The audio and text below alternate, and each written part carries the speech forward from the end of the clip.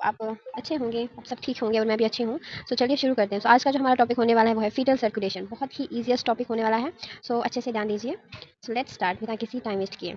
सो पहले टॉपिक में एंटर होने से पहले मैं आपको थोड़ा सा डायग्राम समझाती हूँ कि इसमें कैसे क्या है। सो चलिए समझने की कोशिश करते हैं। तो देखिए ये हमारा प्लेसेंटा है और ये है हार्ट, फीटल हार्ट, और ये है फीटल लंग्स जो कि अभी इमेच्योर हैं, और ये है लिवर। तो अब हम देखते हैं कि ये सब मैकेनिज्म कैसे क्या होता है। तो थोड़ा सा और बताती हूँ कि ये जो है ये अम्बिलिकल आर्टरीज है जो कि बॉडी से क्या लेके आ जाएंगे, डीऑक्सीजनेटेड ब्लड। और यहाँ से जो फिर प्लेसेंटा से ये ऑक्सीजनेटेड ब्लड जाएगा थ्रू द अम्बिलिकल वेन, ठीक है। और जो ये है आयोटा हमारी, ठीक है। और बस इतना काफ़ी है। और ये राइट आर्टरियम, ये left atrium, right ventricle, left ventricle. तो अब फीटल सर्कुलेशन को समझने की कोशिश करते हैं। तो अच्छे से ध्यान दीजिए, इधर से बस इसी में सब कुछ है, बाकी जो इंग्लिश है वो आप खुद लिख सकते हो बाद में। तो पहले शुरू करते हैं। जो प्लेसेंटा है, ठीक है, जो प्लेसेंटा है ये यहाँ से ऑक्सीजनेटेड ब्लड, ठीक है, ऑक्सीजनेटेड ब्लड अम्बिलिकल वेन से ले जाता है इधर लिवर तक। इधर से राइट एट्रियम से यहाँ से एक वीना कावा जो है ये और ये यहाँ पे एक शंट बनाते हैं जिसको हम बोलते हैं डक्टस विनोसिस, ठीक है। जो डक्टस विनोसिस एक शंट बनता है, यहाँ से ब्लड जाता है, ये एंटर करेगा राइट एट्रियम को।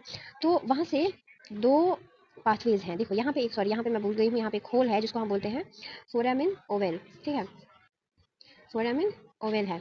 तो यहाँ से दो पाथवेज है। एक तो ये इस होल से ब्लड जा सकता है directly to the left atrium, वहाँ से जाके फिर लेफ्ट वेंट्रिकल, और वहाँ से सीधा फिर आयोटा के थ्रू कहाँ जाएगा, हमारी बॉडी, मतलब कि बच्चे की बॉडी में। और बस फिर वहीं से फिर से डीऑक्सीजनेटेड ब्लड जो है फिर से रिटर्न हो जाएगा थ्रू द अम्बिलिकल आर्टरीज, फिर से ये प्रोसेस कंटिन्यू हो जाएगा। ये था एक पाथवे, ठीक है। अब दूसरा पाथवे जो क्या है, दूसरा पाथवे ये है कि जो ब्लड है राइट एट्रियम में एंटर हुआ, ये जाएगा इधर से राइट वेंट्रिकल, और राइट वेंट्रिकल के द्वारा ये अब जाएगा थ्रू द पल्मोनरी आर्टरीज, ये जाएगा यहाँ पे पल्मोनरी वेन्स के थ्रू ये जाएगा। एक्स्ट्रा होती है फीटल सर्कुलेशन में।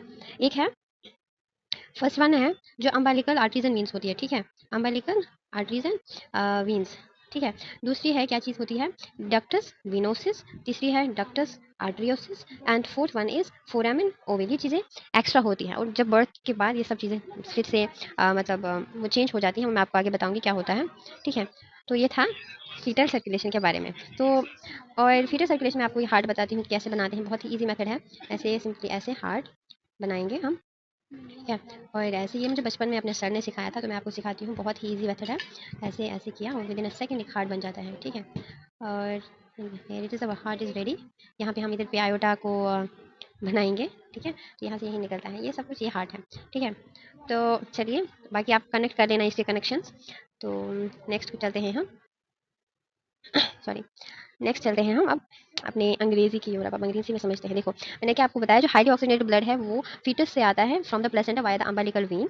उसके बाद क्या होता है, this is shunted past the liver via the ductus venosus and continues to the inferior vena cava to the right atrium. तो इंफीरियर वेना कावा के द्वारा ये राइट आर्टरियम में जाता है। तो वहाँ से क्या होता है, वहाँ से इसके दो पाथवे होते हैं। मैंने आपको पहले ही बोला, जो पुअरली ऑक्सीजनेटेड ब्लड होता है from the lower body, from the inferior vena cava through the liver and also continues to the inferior vena cava to the right atrium. यही बात फिर से बोल रहा है कि जो most highly oxygenated blood from the inferior vena cava is diverted to the left atrium through the foramen ovale, a flap that allows blood to flow from the right to left side of the heart, that is right to left shunt, ठीक है।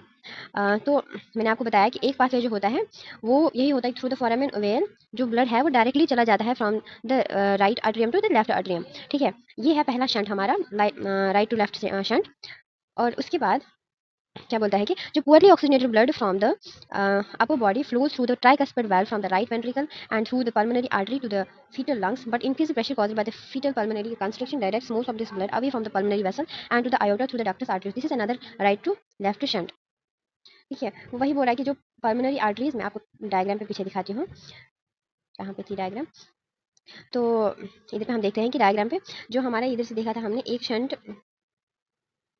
Shunt इधर पे बना था जब यहाँ पे जो इंफीरियर वेना कावा एंड इधर से अम्बिलिकल वेन एक ये जुड़ गए थे। एक शंट यहाँ पे बना था डक्टस विनोसिस, और यहाँ से राइट टू लेफ्ट शंट, यहाँ पे सॉरी यहाँ पे एक होल है, राइट टू लेफ्ट शंट जिसको हम फोरामेन ओवेल बोलते हैं, ये एक दूसरा शंट था। और जब पल्मोनरी आर्टरी और आयोटा इधर पे जुड़ जाते हैं तो ये हमारा तीसरा शंट बनता है, ठीक है।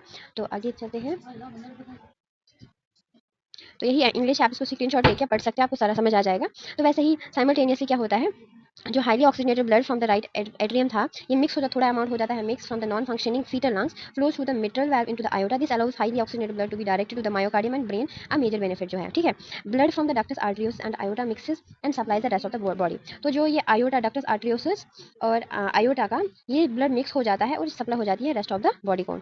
और उसके बाद क्या होता है, जो अम्बिलिकल आर्टरीज है ना, जो ब्रांचेस ऑफ द अम्बिलिकल वो इंटरनल इलियक आर्टरीज है, ये क्या कैरी करती हैं, mixed blood back to the placenta for reoxygen. अब फिर से बॉडी से वापस आ जाएगा ब्लड, फिर से रीऑक्सीजनेशन के लिए, फिर से ऐसे ही ये प्रोसेस चलता रहेगा। तो अब हम देखते हैं कि क्या क्या चेंजेस होते हैं पहले, मतलब कि बेबी में क्या चीज़ें पाई जाती हैं और आफ्टर बर्थ उसमें क्या क्या चेंजेस आती है। तो पहले अम्बिलिकल आर्टरीज होती हैं, ठीक है। अम्बिलिकल आर्टरीज है, आफ्टर बर्थ क्या होता है, वो लेटरल लिगामेंट्स में चेंज होते हैं। ऐसे ही डक्टस